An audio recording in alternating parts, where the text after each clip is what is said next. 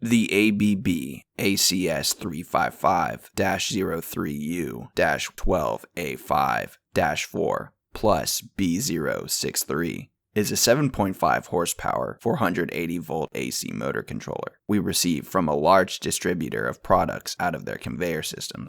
This motor control did not arrive for a repair, but was sent to us to determine if it was the cause of the issues they were having with their conveyor system. We set up this motor control and ran it on our motor, monitoring it for a day, and we were not able to find any issues with the controller. This allowed our customer to then investigate either the control circuits for enabling the driver or the motor and its wiring. At ERD, many times our repair service not only addresses issues with the items sent to us for repair, but also serves in a way to determine what could be another cause of a particular issue. Thanks for checking out the video. Subscribe to ERD TV for more videos of our repairs.